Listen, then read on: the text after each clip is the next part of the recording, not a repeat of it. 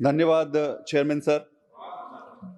प्रधानमंत्री जी का कुछ समय पहले हमने एक छोटी सी एक बात देखी थी, वीडियो था जिसमें कुछ जर्नलिस्ट बैठे हुए थे और वो जर्नलिस्ट प्रधानमंत्री जी से एक प्रश्न पूछते हैं कि इनकम इनइक्वालिटी के बारे में आपका क्या मत है।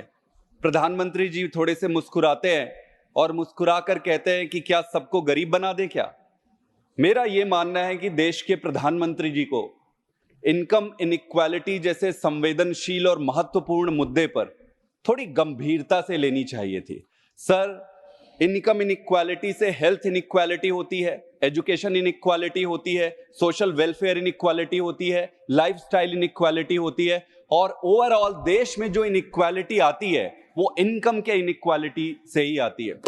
ऑनरेबल चेयर सर, मैं आपके माध्यम से ये बताना चाहता हूं कि हमारे देश के 10% लोग जो है वो 80% इनकम करते हैं और बचे हुए जो 90% लोग हैं वो बाकी के 20% इनकम करते हैं। लेकिन ये जो 80% कमाते हैं उनसे टैक्स सिर्फ 20% आता है और जो ये 20% कमाते हैं उनसे इनकम आता है 80%। इसका कहने का मतलब यह है कि आपको ज्यादा कमाने वाले अमीर लोगों के तरफ से टैक्स का कंट्रीब्यूशन कम है और जो मिडिल क्लास है, मिडिल क्लास के तरफ से आपके देश को चलाने के लिए 80% टैक्स वहां से आता है। ये इनइक्वालिटी का एक झलक है ऑनरेबल चेयर सर, और ये ऐसा झलक है जो किसी भी व्यक्ति को, समझदार व्यक्ति को यह स्पष्ट कर देगा कि अगर ऐसा चलता रहा तो देश विकासशील से विकसित कभी नहीं बन पाएगा। ऑनरेबल चेयर सर, अगर आप देखेंगे कि कॉर्पोरेट टैक्स 9 लाख करोड़ का है, इनकम टैक्स 11 लाख करोड़ का है और जीएसटी जो है 10 लाख करोड़ का है। 10 साल पहले अगर आप देखेंगे तो कॉर्पोरेट टैक्स ज्यादा हुआ करता था, डबल होता था और इनकम टैक्स कम हुआ करता था। आज इनकम टैक्स कॉर्पोरेट टैक्स से ज्यादा हो गया है। ये क्या बताता है? इनकम इनइक्वालिटी बताता है, इनइक्वल डिस्ट्रीब्यूशन ऑफ इनकम बताता है और यह बता रहा है कि पूरे देश का भार जो सैलरीड और मिडिल क्लास है वो अपने पीठ पर लेकर चल रहा है। ऑनरेबल चेयर सर, अगर इनको हम 3 कैटेगरी में ले लें बड़े सिंपल तरीके से, तो आपको एक अपर क्लास का सेगमेंट आ जाएगा, एक मिडिल क्लास आएगा और एक आ जाएगा लोअर इनकम वाले जिसमें कि फार्मर्स और लेबर रहते हैं। अगर मैं मिडिल क्लास की बात करूं सर, तो 15 लाख से ऊपर की कमाई करने वाले को लगभग 30% का इनकम टैक्स लगाते हैं। तो जो 15 लाख कमा रहे हैं, स्वाभाविक है कि एक साल में अगर 15 लाख कमा रहे हैं तो मिडिल क्लास ही होगा। 1 लाख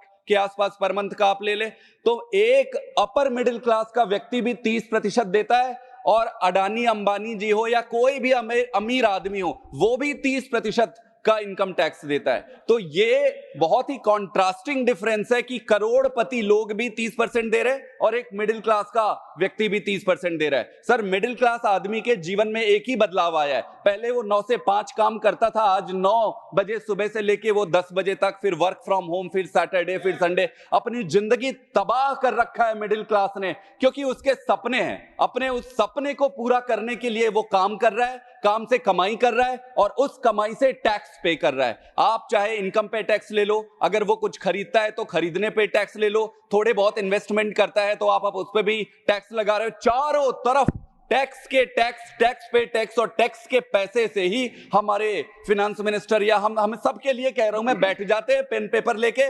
मिडिल क्लास के पैसे को 4 पैसा, इसकी टोपी उसके सर, उसकी टोपी उसके सर। कोई विजन नहीं है ऑनरेबल चेयर सर। मैं बहुत दुख के साथ ये कह रहा हूं, मेरे पास समय कम है, अगर आप मुझे समय दे तो मैं बता सकता हूं कि कैसे जो बजट है इस तरीके से फ्लॉप है, इस पे कुछ भी नहीं रखा है। Honourable chair sir, middle class की ये गाथा है। आप लीजिए, मिडिल क्लास को एक सबसे इंपॉर्टेंट चीज है जैसे जॉब है। आपने कहा कि 50 लाख जॉब देंगे और जो जॉब देगा, इंटरेस्टिंग चीज है, जो जॉब देगा 1 लाख की सैलरी वाला जॉब देगा उसको 3000 का इंसेंटिव देंगे। आप मुझे ये बताइए कौन ऐसा व्यक्ति होगा 1 लाख की सैलरी देगा 3000 के इंसेंटिव के लिए? कोई नहीं देगा। आप इंसेंटिवाइज करके जॉब क्रिएट नहीं कर सकते। अगर आपको जॉब क्रिएट करना है तो आपको जो एग्जिस्टिंग सेटअप है, एजेंसीज है, इंस्टीट्यूशंस है, कंपनीज है, 20 seconds are remaining, उनको बढ़ाना पड़ेगा और नए कंपनीज बनाने पड़ेंगे। सबसे इंपॉर्टेंट चीज सर, मुझे 2 मिनट का समय दीजिएगा सर, मैं आपसे निवेदन करता हूं। time is allotted by honorable chairman. Sir एक चीज देखिए, अभी सबसे बड़ी चीज आई, सोलर पॉलिसी लेके आया मोदी जी ने, सरकार ने सोलर पॉलिसी। इस सोलर पॉलिसी में आप लार्ज स्केल पे सोलर पैनल लगाने की बात कर रहे हैं। Time is up, Mr. Pathak. Sir 50 billion, sir 50 billion Adani ने 50 बिलियन का इन्वेस्टमेंट किया है। क्या आपने दूसरे फैसिलिटीज इंफ्रास्ट्रक्चर तैयार किए हैं? आपने कोई तैयार नहीं किया है। कॉपर की कंपनी अडानी जी के तरफ से लगा हुआ है, कॉपर की कंपनी लगाते हैं। Import duty, honourable chair sir, import duty 2.5 से 0 कर देते हैं। हजारों करोड़ का फायदा होगा जो कॉपर के इनगट लेके आ रहे हैं। कॉपर की ड्यूटी को 2.5 से 0 क्यों किया गया? किसको फायदा देने के लिए किया गया? कच्छ में, गुजरात में अडानी ने एक कंपनी लगाई है, उसको फायदा। फर्टिलाइजर में ऑनरेबल चेयर सर, फर्टिलाइजर में आप 13% रिड्यूस कर देते हैं, कॉपर के इंपोर्ट ड्यूटी आप 0% कर देते हैं। तो ये क्या है? विजन कहाँ है ऑनरेबल चेयर सर? सर मेरा पेन समझिए, सर मेरा दुख समझिए, विजन कहाँ है? 10 साल पहले से बजट बनते आ रहे हैं सर, आज भी बजट पे कुछ भी नहीं है। I am calling next speaker. Sir You have to conclude. I am calling next speaker, please. Thank you. मेरा सिर्फ एक ही सबमिशन है सर, मेरा सिर्फ एक ही सबमिशन है सर, कि इस देश में गरीब होते जा रहा है, अमीर होते जा रहा है, मिडिल क्लास अपने पीठ में, मिडिल क्लास को लगता है कि वो अपना बोझ ढो रहा है, मिडिल क्लास पूरे देश का बोझ ढो रहा है। ये टैक्स खेलना बंद करके सरकार को सही तरीके से काम करना पड़ेगा।